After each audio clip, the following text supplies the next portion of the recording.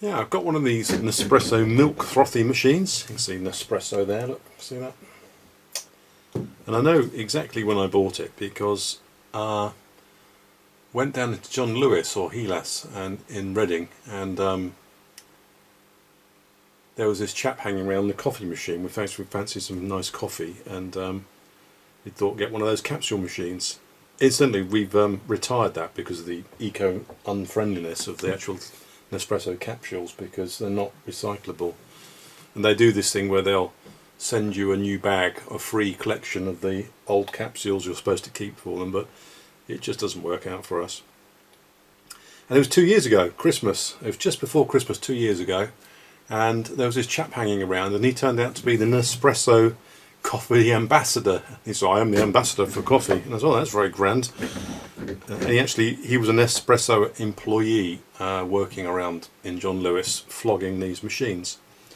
And we thought, oh, we'll have one of those. We got one of the little coffee machine that does the pods and pressurises the water through it, and one of these thrown in. And yeah, he was a youngish chap, and I left my daughter to negotiate, and she did a real number on him. We got quite a good deal. So it was 2 years ago, and since that time, primarily I've been the user, because I usually work from the home office, and I usually have a couple of frothy cups of milk a day, and yeah, there it goes, and it's very good.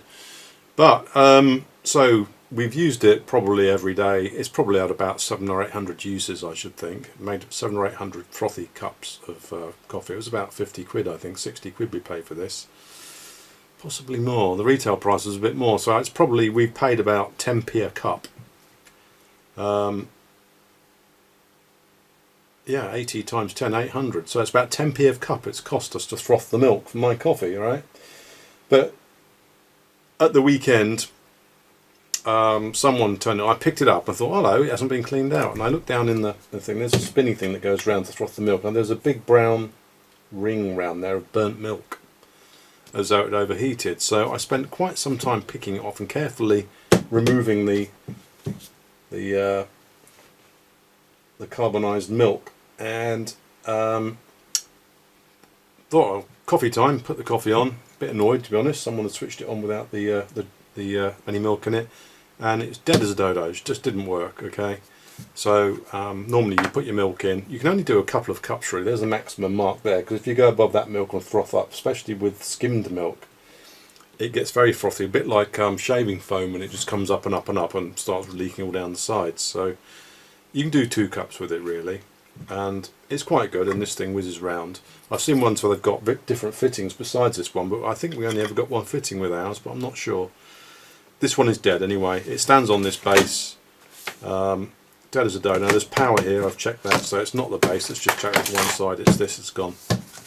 And I believe, and I mentioned it to my nephew's New Zealand girlfriend from New Zealand. She said, oh yeah, we had one of those, and it got burnt down there and it packed up. So we only had it for a year and a half, and it was packed up, and I thought, oh, that sounds familiar. That's what's happened to mine. So here it is anyway. So yeah, you probably, if you're looking at this, you've probably got one and you want to know what's wrong with yours. So let's just get on with it, shall we? There's these security screws in the back. I've got security driver bits, basically trilobular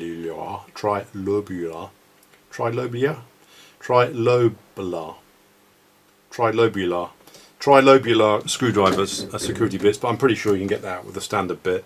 And what you do is you just undo these 2 screws. You don't need to take these screws out, you can leave them in there actually. They're sort of semi-captive. Undo them until they can be undone no more. You can feel them going click click as it goes round, fully disengaged. And this part here is the body, all one piece. So don't try and separate around there, which is what I tried to start doing until I realised I was being a complete numpty. And then you just get hold of it like that with great manly man strength, or lady strength, and you just rock her back and you say, she's coming, oh, she's coming, oh, she's come. Right, there we are. We did Thunderbirds music, don't we? There we are. So that's that. It's open now. And then just look down inside here for a minute. You've got this rubber button. That's the button. Can you see that? Ooh, I'm pleased to see you. The rubber button does the jobby. I think you need to take that out before you put it back together. So before we put it together, remember to take that out. So that's just the can, okay? So you've got these 2 contacts down there. Can you see? Can you see those contacts in there? It's going to be a bit of a zoom.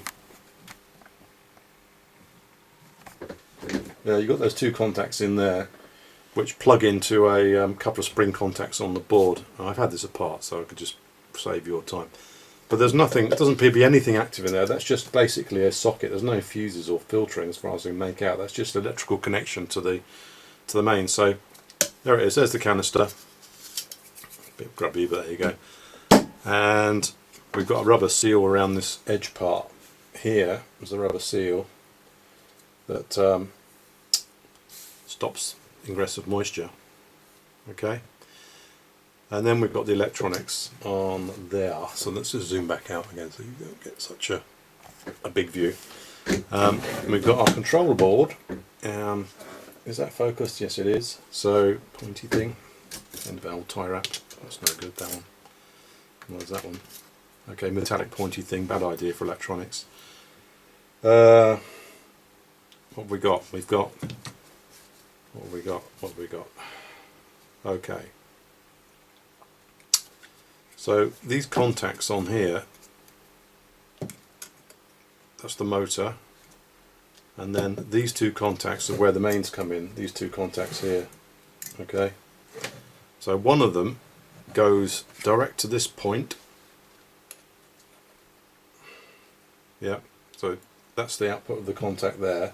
Goes onto this wire, through this red wire, through this device here that's inside. This is PTFE sleeving, so that's good for 500 degrees, that sleeving. Put a solder on there, it wouldn't burn.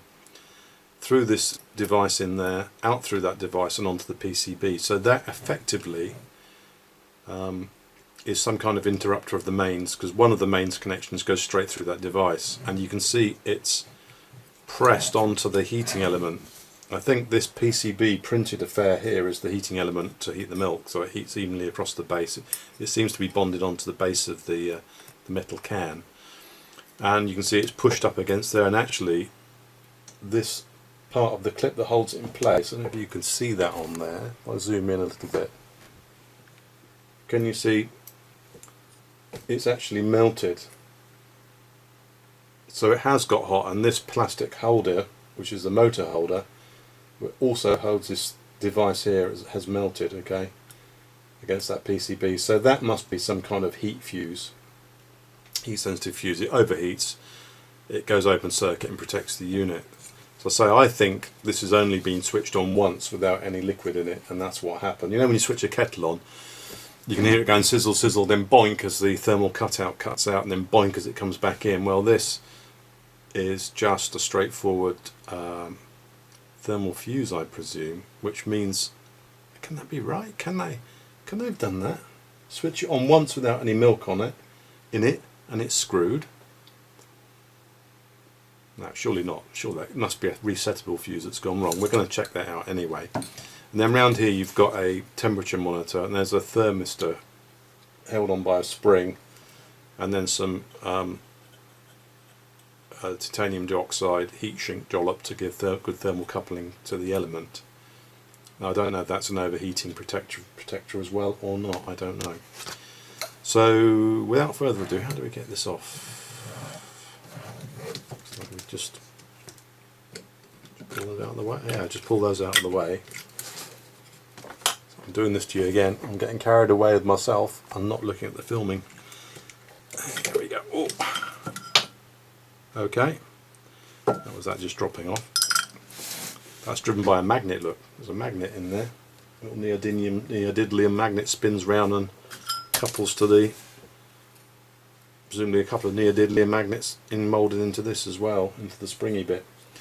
But got the motor, we've got this, we've got the contacts. They're the contacts that contact onto the heating element there. So they just spring on to make contact to put the power into the heating element.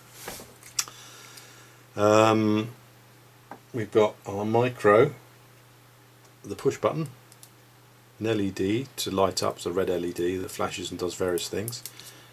And then what have we got? We've got a resistor, 22 ohm resistor in series with the mains. That presumably acts as some kind of fuse, filtering, and then a bit of rectifier.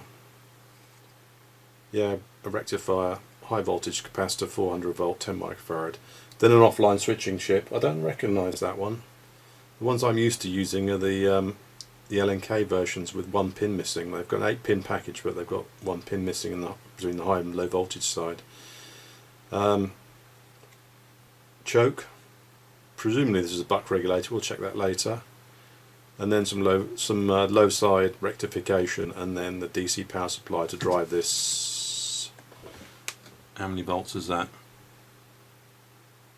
Yeah. So a 9 volt DC relay there. So you've got your 9 volt relay. So there's the electronics that do the tuning. But I'm interested in this thing at the moment because this is completely dead, and either this device has blown up, which is the offline switcher usually, so there's no DC voltage to power this thing, or it's just this thermal fuse has gone. So let's get the old trusty meter out. Have a shufty, shall we? Right, so we'll go to there and we'll select that. There we go. Trusty meter. So it's just the old diode contact there. So one end on there and the other end around here. Yeah, it's just this thing's open circuit, which is good news really, because that's the simplest thing that could have gone wrong. Okay. Right, I don't know if I can see the number on this or not actually. So how does it come out? It's just been wound around, so let's unwind it. Pull it out of its holder. Oh yeah, 250 volts, 4 amp,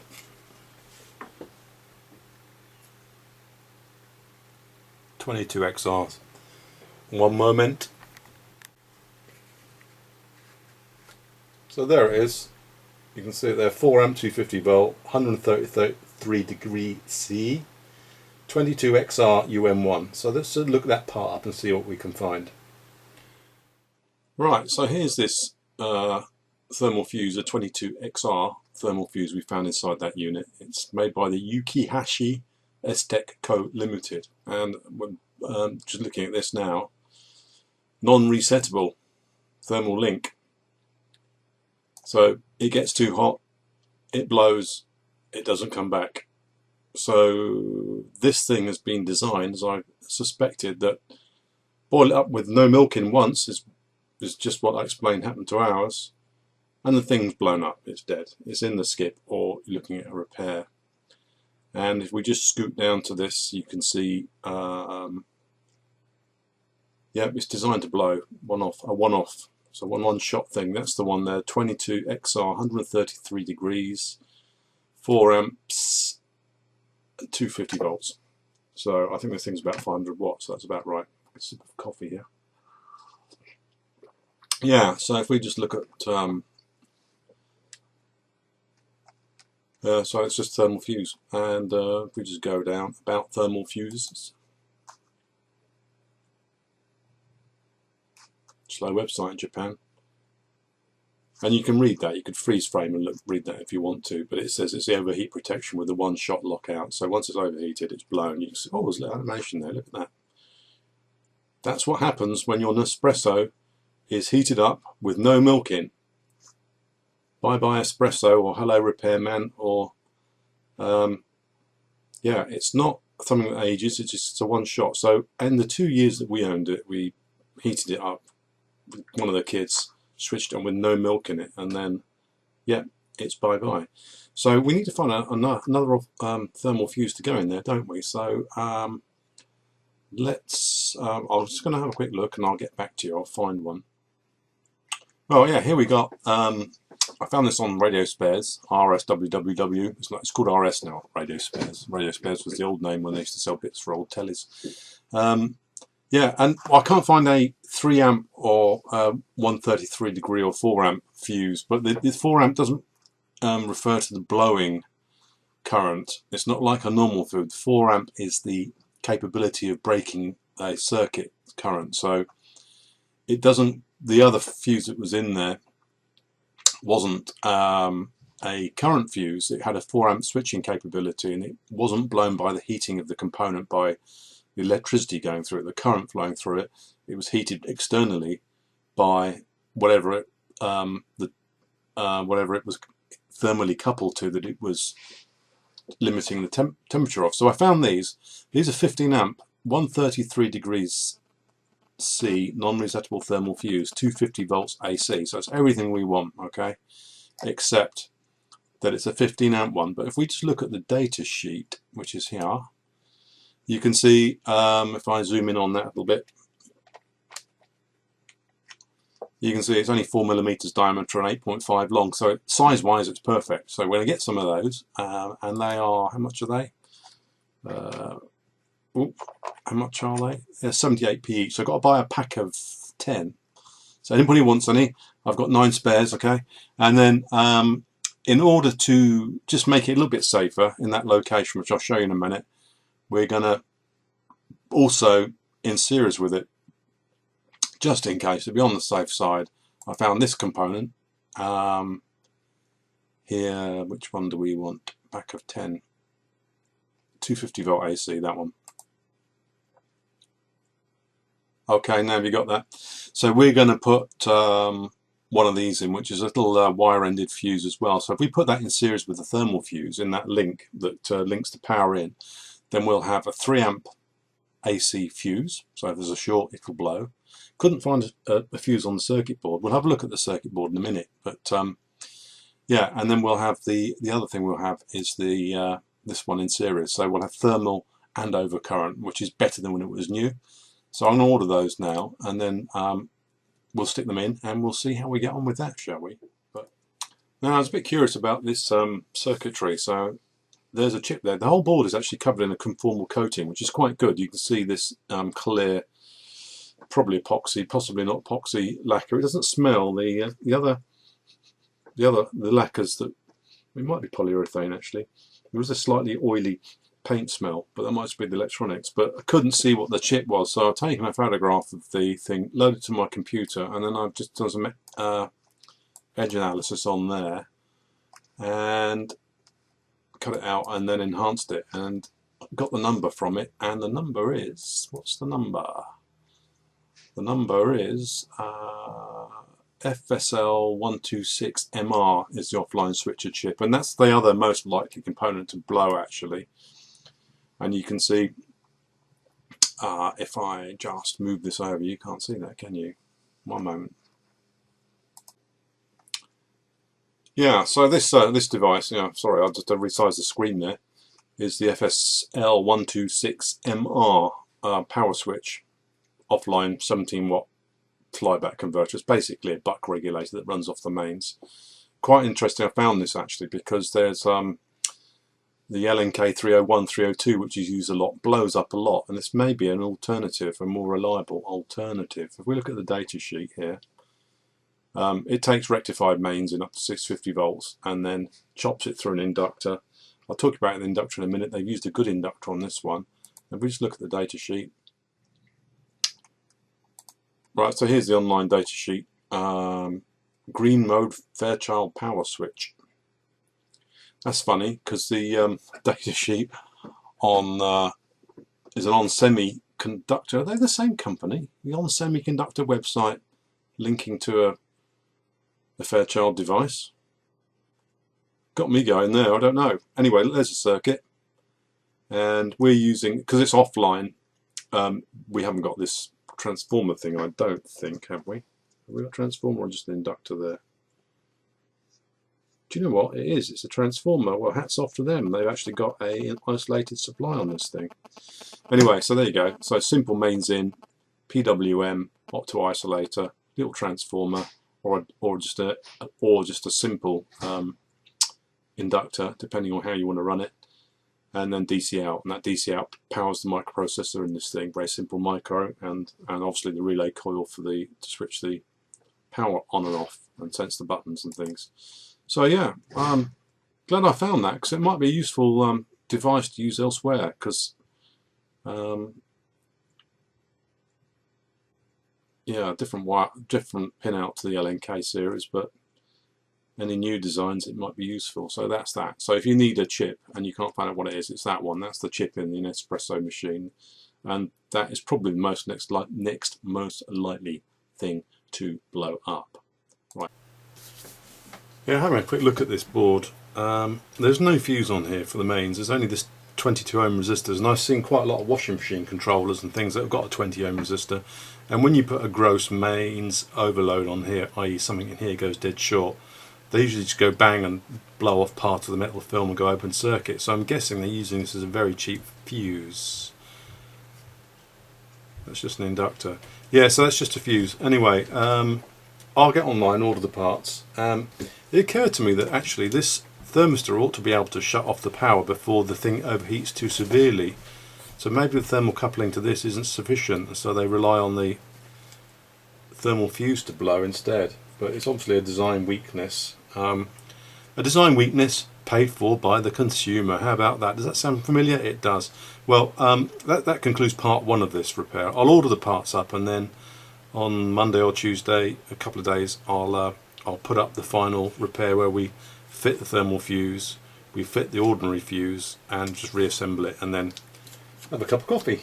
Frothy coffee. Yeah, okay, well, I'll see you then. Don't forget to subscribe if you want to see more of these type videos. I'm doing repairs all the time. I plan to put up a couple a week, and you might find them interesting if you're technically minded and want to know what's going on inside your units.